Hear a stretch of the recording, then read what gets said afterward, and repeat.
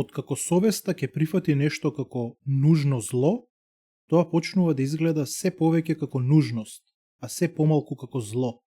Иван Тургенев. Добре дојавте на Беседа, македонската емисија за високи и возвишени теми. Јас сум процесорот. Јас сум свештеникот.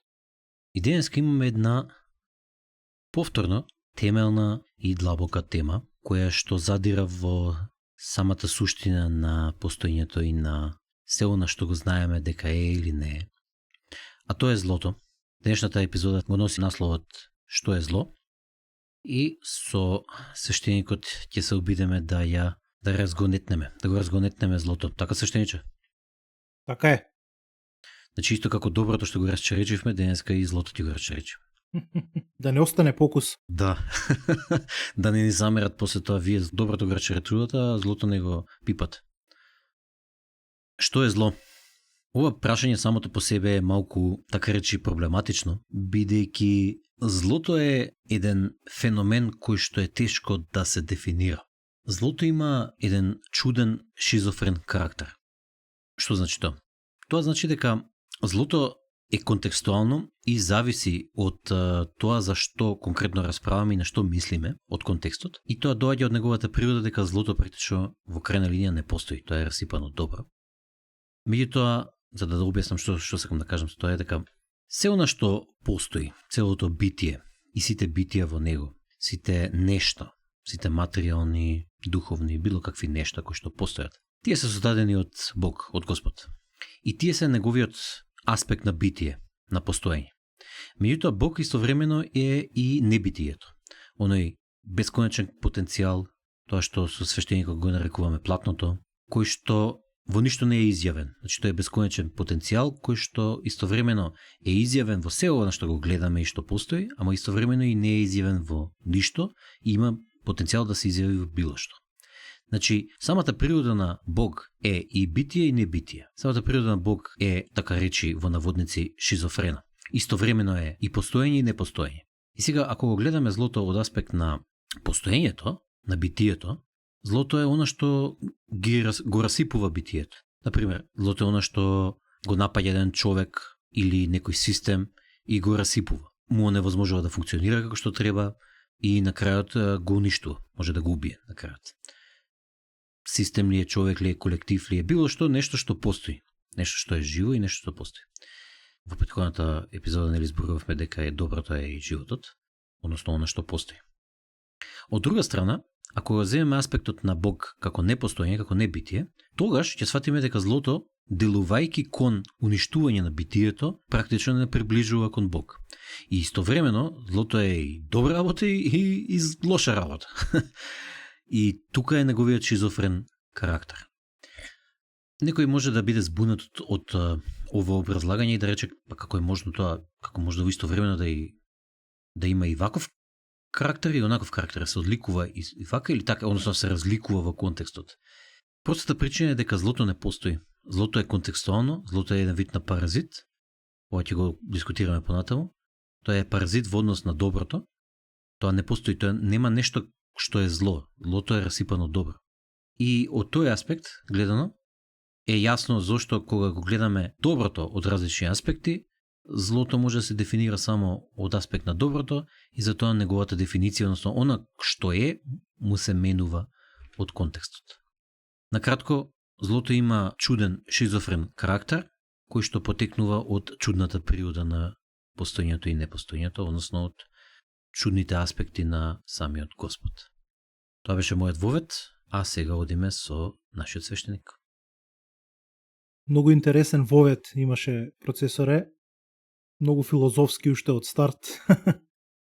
Ние во претходната епизода дефиниравме одреден аспект од злото во контекст на доброто и тука дадовме една основна дефиниција, основна рамка како тоа дека злото е отсуство на добро. Меѓутоа ова, како што кажав, е многу основна рамка, основна дефиниција, бидејќи освен отсуство на добро, злото е еден активен распад на поредокот кој што го поддржува животот. Тоа е засилување на ентропијата. Ние кажавме во претходната епизода дека ентропијата се бори против доброто, бидејќи доброто е заосновано на животот, а ентропијата е она која што ги уништува сите системи и сите односи помеѓу системите и со тоа го уништува и животот, кој што во својата најдлабока основа е систем. И сега на едно наједноставно ниво злото можеме да го дефинираме како нешто кое што напаѓа, нешто кое што уништува, агресивно, меѓутоа исто така можеме да му дадеме и една мека дефиниција како одредена пасивна форма која што отвара врата за распадот, а не нешто кое што активно напаѓа. Например, зло може да биде лажењето, нанесувањето штета, манипулација, одредена инструментализација на личности, како што прават политичарите често, раздели па владеј и така натака. Меѓутоа постојат и одредени меки зла, како например небрежност, како страф, кукавичлук, како рамнодушност, како бегање од одговорност и така натака. Меѓутоа она што најчесто се манифестира и кај овие две форми на зло е тоа што многу ретко, скоро никогаш не се представува како зло, се представува како добро. Често има некои маскирања, како се нарекува себе си повисоко добро или општо добро, се нарекува неопходност или ред и така натака. И во име на овие убави маски прави работи кои што се реално злобни. Значи, тука главно е, мене прво нешто што ми доаѓа на ум е идеологијата. Идеолошко добро кое што во име на одреден концепт, одредена идеологија, жртвува луѓе, жртвува односи и така натака.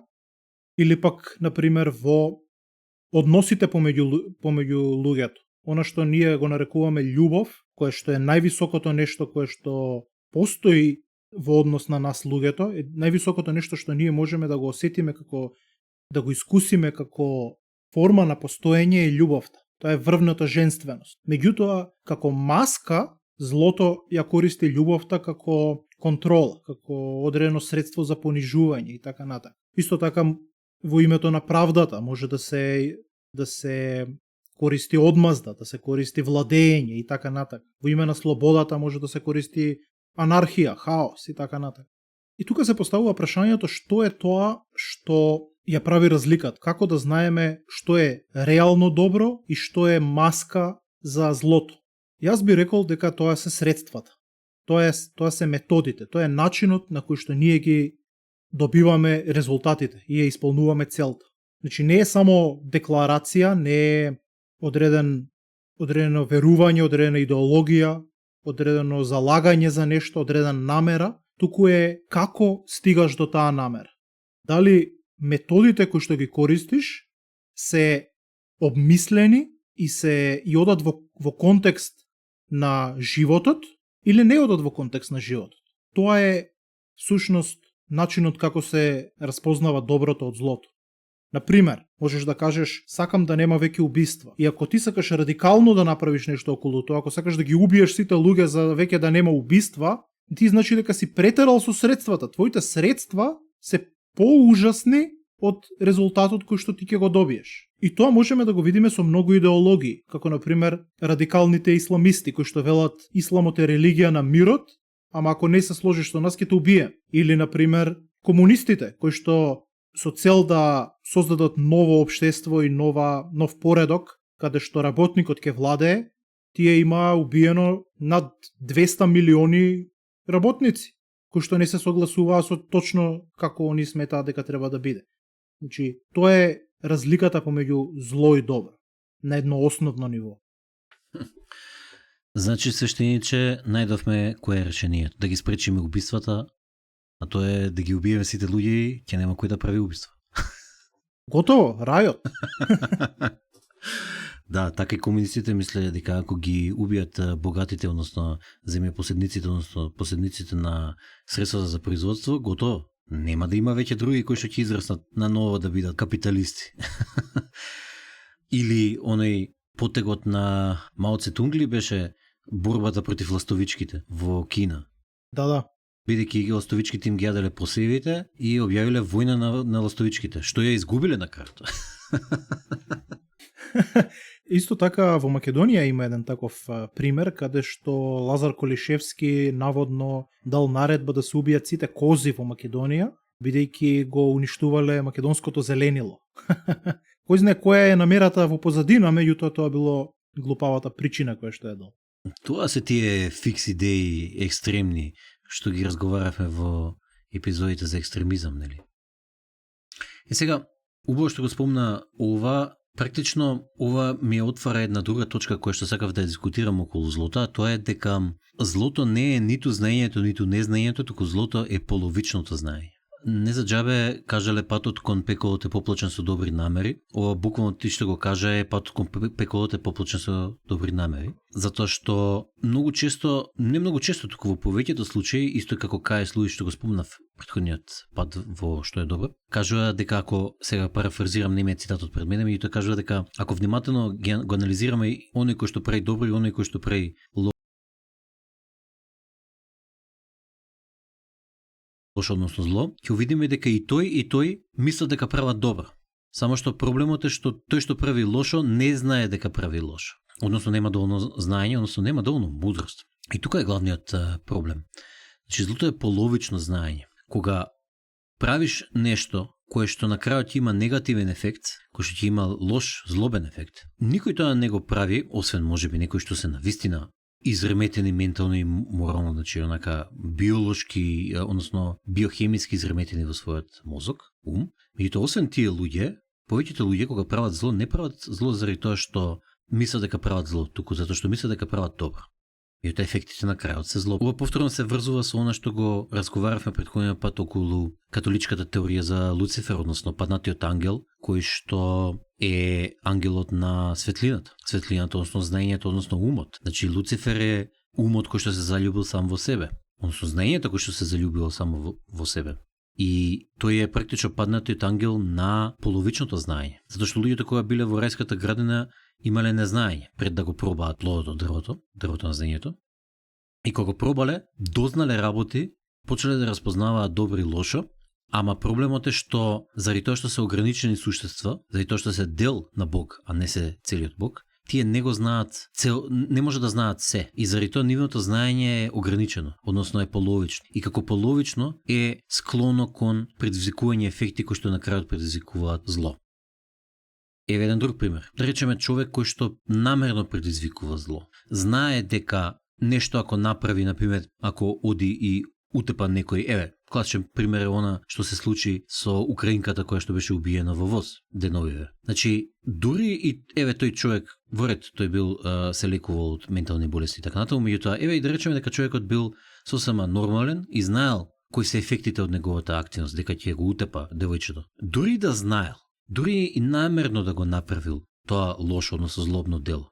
Некој ќе рече, ако намерно го направил делото, односно злобното дело, тоа значи дека тој човек е злобен. Ама во крајна линија тој човек не е злобен. Било кој човек. Во крајна линија не постои злобен човек.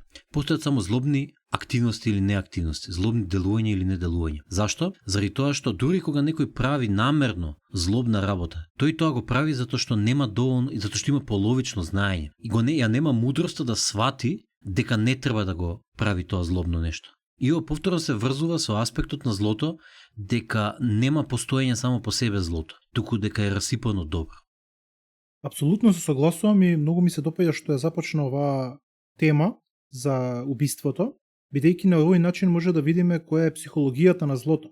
Дека всушност точно е дека менталните заболувања носат до зло, меѓутоа бидејќи се болести, како и секоја болест носи до финално зло, меѓутоа можеме да видиме дека степенот на менталните болести, доколку го следиме наназад, ќе видиме дека навлегува во одредени здрави фази на живење, како што идентификација со мислите, со концептите и така натака, со приказните во главата, меѓутоа не се толку многу агресивни, не се толку многу болни, темелни, што би резултирале со таква активна агресија, активно убиство. Меѓутоа сите ние во одреден степен ја имаме таа идентификација како што ја имаат шизофреничарите или параноичните и така натака. Со тоа што ние не толку ја следиме и не толку и веруваме. Меѓутоа, до одреден степен и ние веруваме. Ние учествуваме во тоа лудило. Например, кога ќе видиме човек како си разговара на улица, ние викаме, овој човек е ненормален. Меѓутоа, ние го правиме истото, самите во себе. Си разговараме самите во себе и си веруваме на муабетот кој што ќе си го направиме. Ако тој ментален разговор го зголемиш неколку степени, влегуваш во лудило. Почнуваш да замислуваш дека зборуваш со некој. Меѓутоа, истото тоа лудило го имаме и во себе. И тоа е многу важна поента, бидејќи тука можеме да стигнеме до главниот заклучок за што е злото. И дека злото е всушност идентификација со умот. Истото што ти го кажа сега со Луцифер, меѓутоа тоа е символично објаснато. Да. Научно или фактички или филозофски или психолошки кажано е токму ова што го кажав сега. Преголема идентификација со концептите, со мислите, со идеите кои што ги имаш во главата е злото.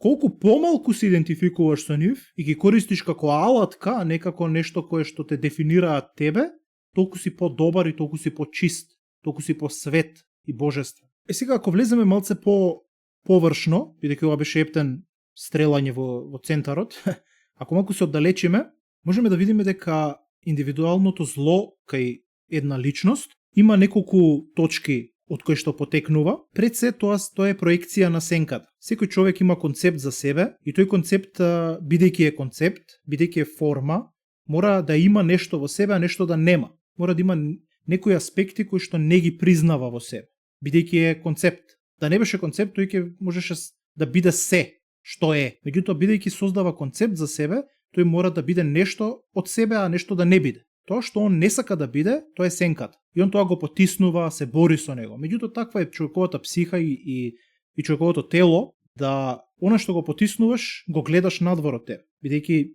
во здравата психа, здравиот организам не сака ништо да потиснува. И наоѓа начин да ти го прикаже тоа што ти го потиснуваш. И го гледаш надвор од тебе.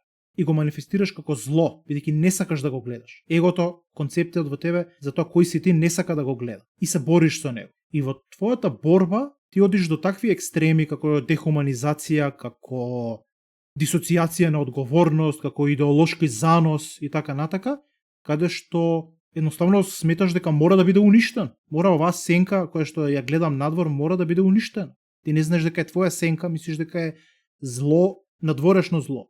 И дека само кога ќе биде уништено, тогаш ќе стигнеш до вистинската победа, вистинската чистост и така натака. И кога ова се собира во еден колектив, во едно општество, буквално почнува да коагулира, станува едно колективно зло. И тоа е всушност сатаната. Целата сенка наша која што е коагулирана во една джиновска несвесна маса. И сега како да се бориме со него? Како да го разпознаеме? Во нас лесно е да се разпознае. И јас имам 4 методи за тоа како да го разпознаеме и како да се бориме со него во нас самите. И тие ги имам поделено на 4 вредности, кои што ги зборевме пред 2 епизоди. Тоа е вистината, љубовта, правдата и слободата. Секогаш кога нешто правиш, запраши се 4 прашања. Дали е вистина? Многу просто. Дали со ова што го правам, го зголемувам своето достоинство и достоинството на сите околу мене? Или подобро кажано, дали им помага на другите луѓе? Дали е балансирано? Дали е умерено или е екстремно? И дали создава поголема слобода или ја намалува слободата на едно врвно ниво? Овие 4 прашања мене ме водат кон тоа да видам дали нешто е злобно или не е злобно. Ова твое образлагање околу сенката, веројатно имаше на ум Јунговата идеја и слика за сенката, така? Да. Значи, тоа е основата на која што го базирам концептот на сенка. Така, значи психолошкиот аспект на сенката. Сенката на Јунг е еден многу интересен концепт. Тоа е буквално како што кажат и се она кој што го угнетуваме во себе, кој што сметаме дека не треба да биде дел од нашата личност, а е едноставно или после тоа го рефлектираме, го пренесуваме, го проектираме во некој друг и во однесувањето на другите, таму го гледаме, или понекогаш излегува како неконтролирани искази на емоција или на некој нагон или на гнев или на креативност и така натаму. И според Јунг, например, начинот како да развиеш многу поздрав однос со сенката и за да не мора потоа да проектираш нели и да биде проблематично од психолошки аспект е да ја вплотиш со тебе, да ја интегрираш во твојата психа. А како се прави тоа? Преку тоа што пред се ќе ја прифатиш целосно дека постои, дека тие аспекти на тебе постојат и дека не треба да ги угнетуваш, дека треба да ги прифатиш. И многу интересно е дека слично и на нели аспектот на даоизмот и на будизмот, каде што преку медитација или преку чисто прифаќање на се што постои, пречо ти така и го намалуваш страданието и ги намалуваш сите оние проблеми кои што настануваат од она тензија и несакањето да се соочиш со смртта, така и со сенката, кога ќе ја прифатиш, многу од нејзините аспекти практично се примируваат затоа што си ги прифатил. Ти дотегаш боделе, да речеме, со цел да те натера да ги прифатиш и ти кога ќе ги прифатиш едноставно ја губат својата снага. Така и со злото. То многу аспекти на злото, да речеме некои темни или лоши мисли кои што ни доаѓаат, да речеме од она темната тетрада, макиавелизам, нарцисоидност, психопатологија и садизм. Значи, многу аспекти кои што ни доаѓаат како мисли, некојаш како нагони, како да речеме потреби, желби и така натаму, ако ги прифатиме дека се дел од нас, тоа значи да ги оствариме во реалниот свет. Тоа значи да ги прифатиме, да имаме здрав однос со нив, не да ги угнетуваме и да ги ишкаме на страна, да ги ставаме под тепих, надевајќи се дека ќе си отидат, туку ако ги прифатиме, ако работиме на себе си и ги извлечеме на површина, а потоа ги прифатиме, тие најчесто самите по себе си ја губат снагата и се дезинтегрираат и ги снемува. И овој начин на духовна работа, кој што многу често исто се случува како процес во редовна медитација, например, или молитва, овој начин на духовна работа е оној кој што не зрее како личност, како психа и не прави многу по на крајот добри и јуначки расположени. Заради тоа што нема дел од нас кој што сме рекле овој дел не смее да биде, ќе го фрлам сега на страна и ќе го закопам негде, туку се е тоа дел од мене. И тој ти дава поќе снага. Например, може би некој нагон кој што би се оствари како гнев или нешто како уништително, може би ќе се оствари во нешто создавачки. Па ќе бидеш креативен, ќе создадеш некаква уметност или нешто ќе создадеш, затоа што си го канализирал преку тоа што си го прифатил. Сега, пред да го кажеш ова, многу интересно кажа нешто во смисла дека пречо ти се надоврза на мене, односно на муавето со Луцифер, дека умот се заљуби во себе си и заради тоа се одделил од суштината на постоењето и тоа е злото, практично заљубување во умот кој се заљубува сам во себе си. И знаеш, многу често многу луѓе можат да размислуваат и да се ужаснати од смртта и да сметат дека смртта сама по себе е зло. Меѓутоа, ниту животот е зло, ниту смртта е зло. Туку тоа што е зло, од овој аспект, е еготизмот, односно станување себе возљубен, нарцисоиден. Како што ќе каже свештеникот, тоа е врвното незнание. Врвното незнание е дека твоето мислење дека си посебен и дека не си вплотен со се друго. И од тука настануваат практично 99, ако не и 100% од сите зла. Сите зла настануваат повторно од ова половично знаење. Ова половично знаење дека си посебен, односно мислење дека си посебен, до толку си одделен, што не си вплотен со се друго, се што постои. И тоа е одделувањето од Бог, тоа е паѓањето од рајската градина, тоа е половичното знаење и тоа е злото, еготизмот. Види, апсолутно си во право, тоа е суштината на злото. Злото е кога егото, идентификацијата со формата, ја присвојува стварноста и ја крши онаа врска, конекција со Бог, со битието, бидејќи ја заменува со некоја илузија. И сега ти даде исто така практики за како да се бориме со злото во нас, кои што беа подлабоки од моите. Јас дадов интелектуални практики, и тие се всушност практики кои што Сократ ги дал, да се запрашаш пред секоја активност, дали таа активност е вистинска, дали е алтруистична, дали е балансирана и дали создава слобода за луѓето, добро за луѓето или едноставно им ги крати крилјата. Меѓутоа ти даде принципот на Буда, кој што е наблюдувај и трансформирај во себе. Тоа е најдлабокиот начин на борба против злото. И сега исто така како што кажа ти, зло е кога ќе изгубиш контакт со она што постои, она што е вистина. Кога ќе се идентификуваме со одредена идеја, со одреден концепт, а најврвниот концепт е концептот за нас самите. Кој сме ние? Кој е процесорот? Кој е свештеникот? Дали ние имаме одредени мемории? Имаме. Дали имаме одреден карактер? Дали имаме одредено минато, иднина и така натака? Тоа се све идеи кои што постојат во нас како одреден сон, како одреден филм кој што ние го гледаме, постојано се вртат во нашиот ум и ние мислиме дека тоа е реалност. Ние не се гледаме себе си како чист живот, туку се гледаме себе си како концептот. Кој е свештеникот? Одредено суштество кое што и сега ти тука му даваш форма. Вакво е, такво е, ова не го сака, тоа го сака, од ова се плаши, вакво искуство имал, ова му било лошо, тоа му било добро. Тоа е све илузија, тоа е све сон. На едно врвно ниво, тоа е чистиот живот, само постоењето. И ние можеме да живееме на тоа врвно ниво. Можеме да го користиме умот и да ги користиме овие мисли, идеи, концепти како алатка, а не да бидеме нивни робови и да им служиме на овие концепти. Кога ние им служиме на концептите, кога му служиме на егото, сите овие ега се собираат коагулираат во едно џиновско колективно его и тоа ги создава всушност империите. Империите се огромна џиновска коагулација на нашите ега. И начин да се уништи злото од корен е само да ја погледнеме вистината. Она што го рекол Исус, вистината ќе те ослободи. Зошто ќе те ослободи вистината? Затоа што во својата суштина лагата, незнаењето е тоа што го прави злото, е тоа што заробува. Кога ти ќе се ослободиш од концептите, кога ќе се ослободиш од лагите, кога ќе погледнеш реалноста таква каква што е, без твојот ум да ја обојува, ти си веќе слободен. И све околу тебе е добро, постои само добро. Да, тоа личи на Шри Рави Шанкар, кој што го обясни како чистата радост во постоењето, во живењето.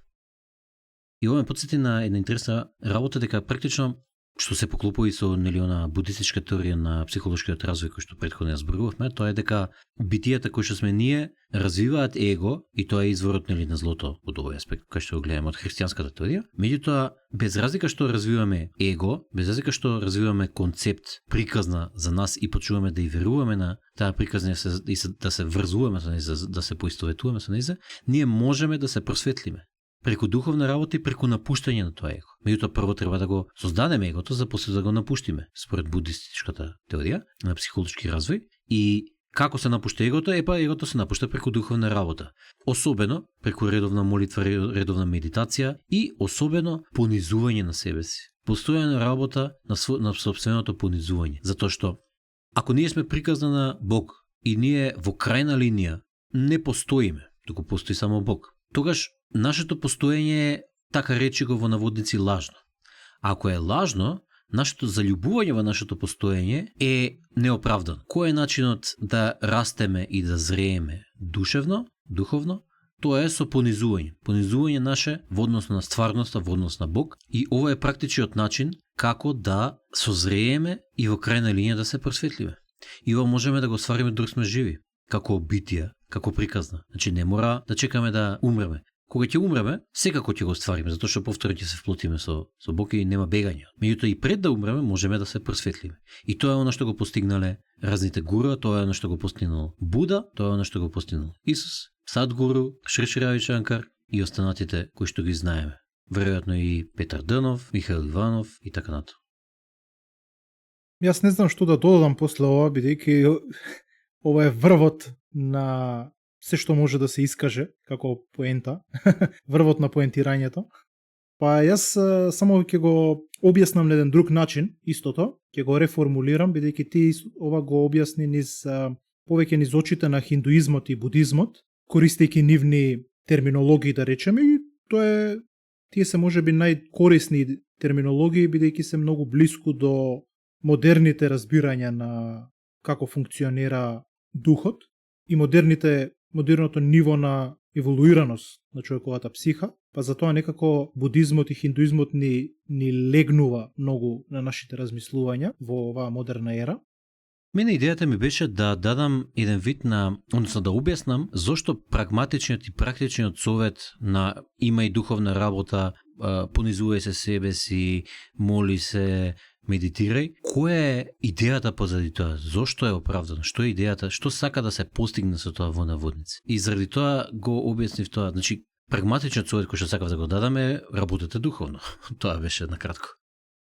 Апсолутно, ама овој твој прагматичен совет е многу сличен, можеби ист, со прагматичните совети на будистите и хиндуистите. Јас ова го кажувам како пофалба за нив, бидејќи ги срочиле работите кои што се погодни сега за модерниот човек, доста интелигентно. Меѓутоа не се единствени, тоа сакав да го кажам, бидејќи во минатото во Европа постоеле гностичарите и алхимичарите, кои што биле буквално јогини и монкови во Европа и во Северна Африка.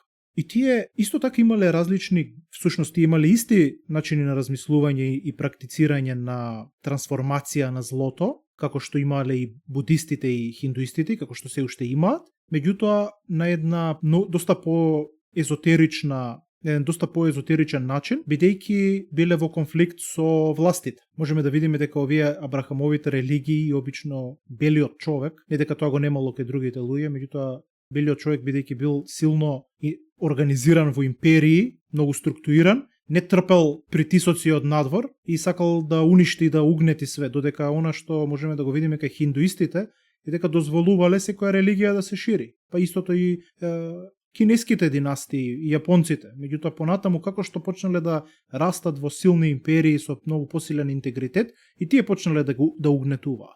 Во Европа алхимичарите имале една активен процес на борба, да речеме, со злото, со тоа што не се бореле со него, го трансформирале.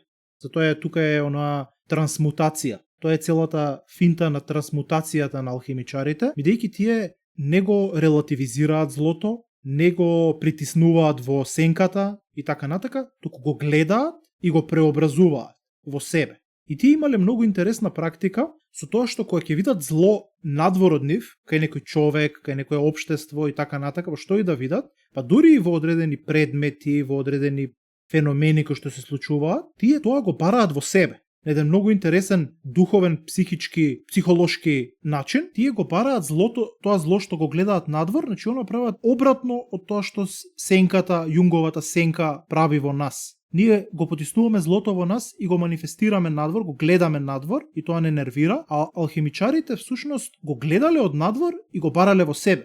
Чим гледам ја зло надвор, значи има нешто во мене што не е совршено. И го барале во себе и го трансформирале. Како го трансформирале? На ист начин како што сега будистите и јогините го прават. Наблюдувале, оставале во себе да се развие, да го достигне својот зенит во медитација, во тишина и потоа самиот да изгори како еден оган, да исчезне во самиот нив. И на тој начин тие, тука доаѓа оној каменот на мудроста, тие земаат одредено железо, да речеме, што е символ за злото во нив, сенката во нив, и го трансмутираат во злато.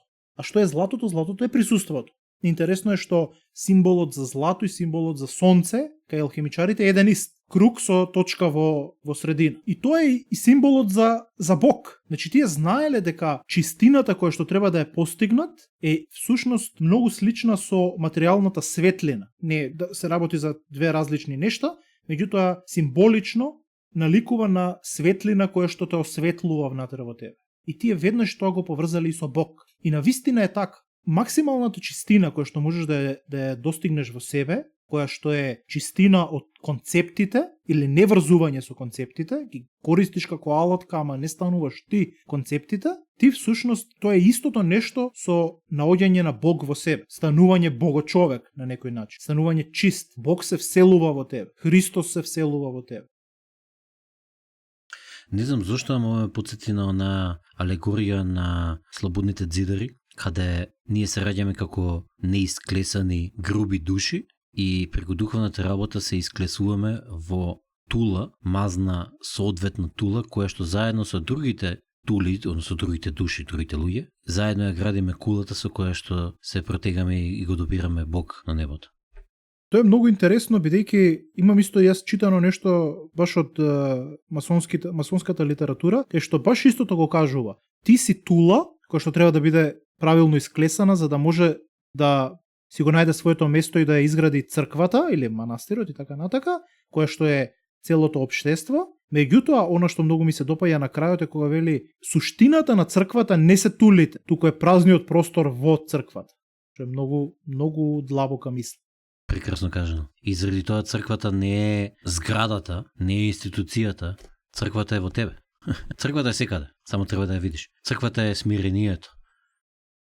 Баш интересно што ги кажа алхимичари и нивнава трансмутација и јас не бев запознаен со тоа, воопшто не знаев за нивните духовни пракси. Изгледа ќе треба да те распрашам повеќе околу тоа. Но, како што гледаме, сите овие работи се врткаат околу истата работа, цело време. На еден начин, ако би се вратил на почетокот, повторно би дошол на она дека има една абсурдна, шизофрена природа, злото, и тоа зависи од кој аспект го гледаме, а тоа е заради тоа што самото битие, самото се ова што е, се ова што постои, има таква абсурдна, шизофрена природа. Мислам, тоа го разговарахме во нас, како беше парадоксот на постоењето, зошто има нешто воопшто, него ли да нема ништо. И интересно е дека и тоа ништо, и непостоењето е Бог, ама и постоењето е Бог. Тоа се како негови различни аспекти, ама се е тоа истиот Бог. Или во христијанството имаме три аспекта на Бог. Имаме Светиот Дух, имаме Таткото, го имаме и Синот.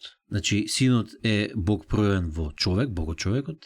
Бог е врвнат Таткото, тој е сите аспекти, и Духот е овој аспект кој што му дава, кој што се провејува низ сите аспекти, тоа што го кажавме дека црквата е празниот простор, па таму е Духот, тој аспект, и тој кој што му дава, како да кажам, суштина внатрешна на постоењето. И кога ќе видиме од тој аспект, злото се појавува тогаш кога ќе се заљубиме во себе си, кога ќе станеме нарцисоидни и кога ќе се одделиме од Бог. И сега кажавме христијански пракси, кажавме будистички, даостички, кажавме алхемичарски пракси, кажавме исто така и алегоријата на слободните дзидари. И гледаме во сите овие се провејува истата работа.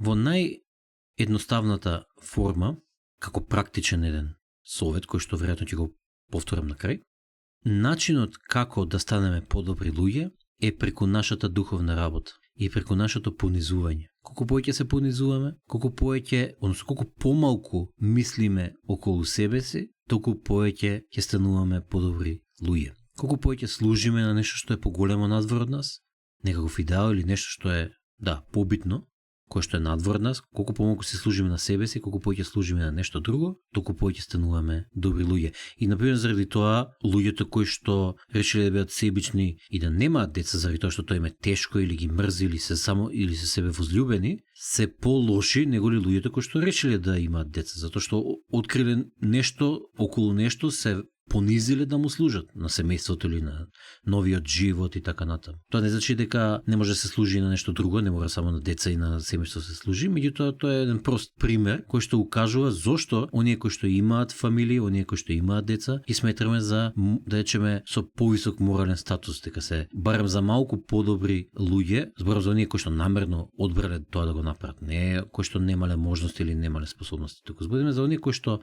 можеле да имаат деца, а намерно одбрале да немаат заради тоа што биле себе возлюбени. Затоа тие се по наводници полоши луѓе, односно помалку добри луѓе, заради тоа што него не нашле нешто на кое што ќе му служат.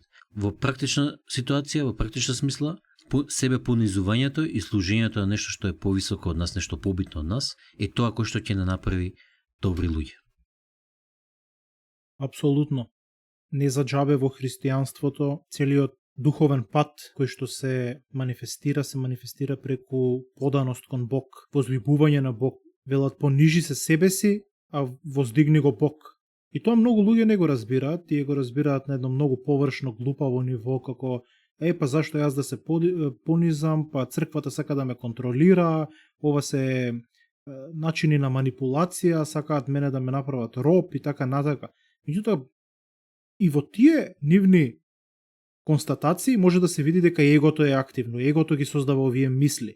Не сака да се откаже од себе си, не сака да се откаже од концептот, од лагата за тоа што е тоа его и сака да се бори со вистината.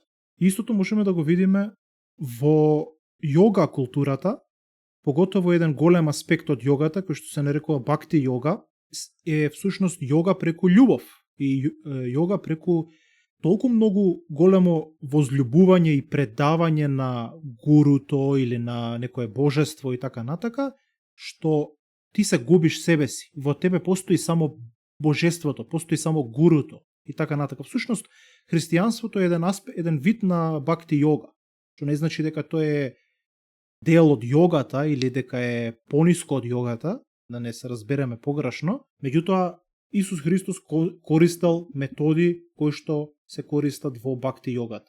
Зошто? Бидејќи функционираат. И не само Исус Христос, туку и неговите апостоли и така натака.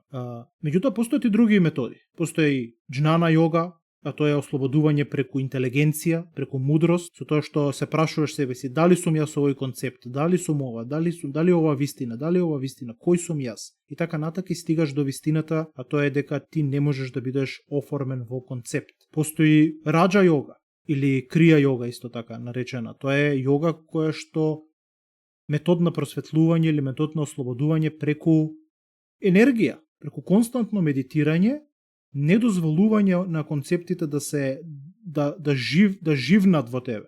Не можат да фатат корен бидејќи ти ги сечеш со константно присуство. И како повеќе вежбаш присуство, полесно можеш да се вратиш кон присуството. А присуството е всушност тоа. Тоа е целта. Тоа е Бог. Бог е само да бидеш без да мислиш. Многу просто е. Тоа е зен. Тоа е mindful. Зен е да бидеш без да мислиш. И кога го практикуваш тоа, слабеат концептите во тебе. Слабе силата на концептот. Исто така постои карма јога, која што исто така голем дел од христијанството ја користи. А тоа е јога преку помагање на другите луѓе, просветлување преку јога значи унија. Унија со Бог. Просветлување преку помагање на другите луѓе. Чистење на својата карма со тоа што им помагаш на другите луѓе. Служиш на луѓето, а не на сам себе. Тоа е она што, да речеме, мајка Тереза го правела или го прават други некои хуманитарци, мисионери. Се откажува од себе си за да им служи на другите луѓе. Ги сака луѓето, другите луѓе повеќе од себе си. Се идентификува со нив и на тој начин се уништува егото во себе. Она што го спомна за возлюби го Бога и понизи се себе си во служба на Бога, тоа многу ме потсеќа на една изрека, на еден цитат кој што чиј автор ми има испарен од главата, меѓутоа следи вака, тоа вика: не му кажувај на Бог колку се големи твоите проблеми, го кажи им на твоите проблеми колку е голем твојот Бог. Идејата на тоа е да те потсети дека Господ е крајната стварност и дека проблемите ќе исчезнат оној пат кога ќе чекориш со Бог до тебе, односно кога ќе се возлюбиш во Него и кога ќе почнеш да му служиш. И така стануваш добар човек. Така стануваш јунак, кога ќе го свртиш фокусот од себе си кон нешто поголемо од тебе. И така го сосекуваш злото. Злото, да се подсетиме, беше себевозљубеност, беше нарцисоидност, еготизам, кога умот се заљубил сам во себе си, кога почваш да се поистоветуваш, да се идентификуваш со концептите и со умот, и со приказната за себе си. И тука е злото, од таму доаѓа, тоа е злото, да речеме изворот на злото. И како да го напуштиме? Епа со напуштање на себе си, со понизување на себе си во служба на нешто повисоко. Апсолутно си во право и исто така можеме да видиме дека доколку го направиш тоа, доколку се ослободиш финално од обседнатоста на концептите, всушност сите овие основни аспекти на злото, кои што ги кажавме на почеток, како, не знам, лажење, понижување некој друг, насилство, или пак оние меките кои што ги наброев како кукавичлук, како неутралност, бегање од одговорност, равнодушност и така натака, сите овие исчезнуваат природно. Ти не треба да се бориш со нив, ти не треба да речеш да не бидам насилен, или ајде да не манипулирам, да не лажам. Природно не ти доаѓа да го правиш тоа. Природно не ти доаѓа да правиш работи кои што се објективно злобни. Зошто? Бидејќи внатре во себе ти си среќен, ти си исполнет, ти не си во една форма, еден мајндсет на отсуство на работи, на страф, на опасност. Туку ти живееш во изобилство и ти не се плашиш ни од смртта. И кога не се плашиш од смртта, бидејќи си идентификуван со она што е позади смртта, позади постоењето, а тоа е Бог, а тоа е чистото присуство, и тоа знаеш дека продолжува да постои за секогаш, бидејќи моето присуство и твоето присуство и присуството на сите што слушаат е едно исто. Тоа е еден ист аспект кој што се манифестира на во различни, да речеме, балончиња од формата, од материјата, на вреќа на материјали, кои што внатре имаат дух, а духот е еден ист. И кога ќе го почувствуваш тоа длабоко во себе, тогаш веќе самото не ти доаѓа да правиш такви работи. Немаш потреба да лажеш, немаш потреба за насилство, немаш потреба за ништо друго. Да, токму така. И тоа што е занимливо е, мислам, тоа баш преска сакав да ти кажам, нели во она ти спомна као борба против злото, и токму ова сакав да го кажам дека во крајна линија нема никаква борба, во крајна линија има примирување. Кога ќе се примириш, пред се преку прифаќање и понижување, тогаш веќе нема борба. И самиот по себе си веќе нема ги правиш тие работи, тие објективно злобни деланија.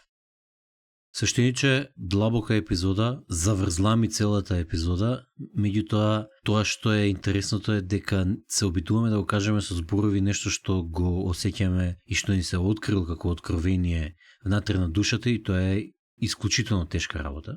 Еве сега уште една работа ми текна дека, што кажа ти, дека ќе го напуштиш менталитетот, односно погледот на немаштија, и тогаш веќе немаш потик да бидеш злобен, да правиш злобни работи. Заради тоа што не се осеќаш дека немаш. Ако не се осеќаш дека немаш, не треба да си себичен, практично, во крајна линија.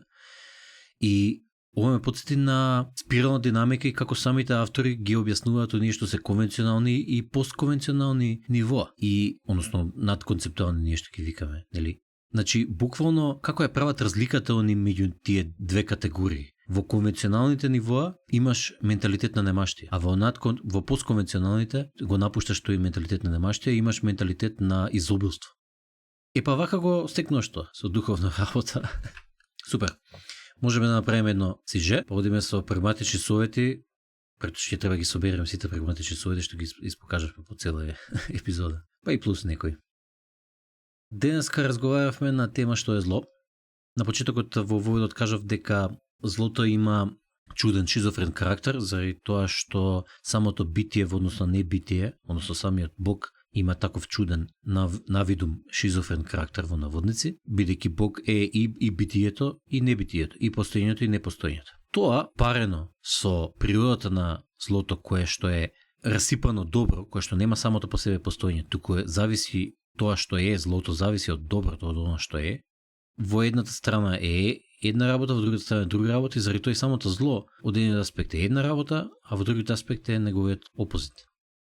Потоа разговаравме за токму овој аспект повторно, дека злото е расипано добро, исто така дека злото е половично знаење, туку го спомнавме Луцифер, патнатиот ангел, кој што се себе возлюбил, заради тоа што се одделил од Бог и мислел дека знае многу, а всушност има само половично знаење. После тоа кажавме дека правото зло е практично еготизмот, односно себе возлюбувањето, нарцисоидноста, дека не е ни животот, ниту смртта не е злото, туку дека е еготизмот.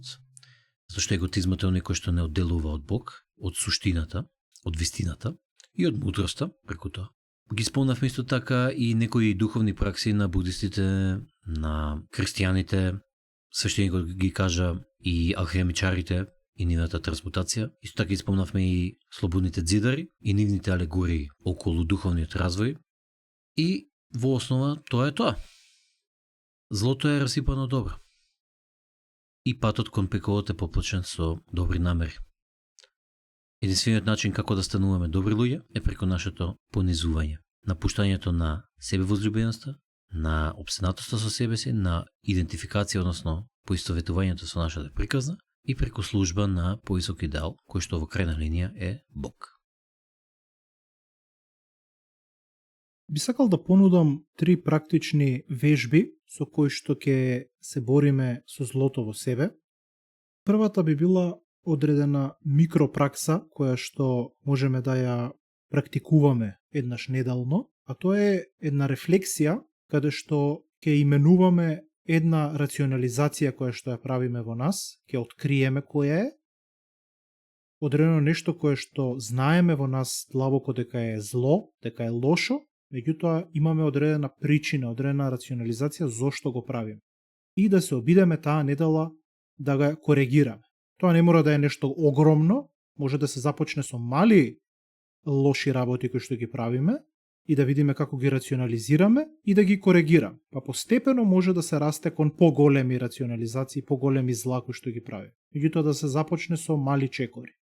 Потоа, како втор совет, втора практика, би предложил да се размисли и да се почне секој човек кој што навистина е спремен да се бори со злото во себе и надвор од себе, да почне да се среќава и да бара активно истомисленици. Луѓе кои што исто така сакаат да се борат против злото и полека да се создаваат мали заедници на луѓе кои што имаат силна доверба во себе и заедно имаат една цел, а таа цел е да се борат против злото. Значи, еден вид на братство или сестринство кое што вклучува истомисленици и луѓе кои што си веруваат меѓу себе. На тој начин се бориме, создаваме рак на ракот.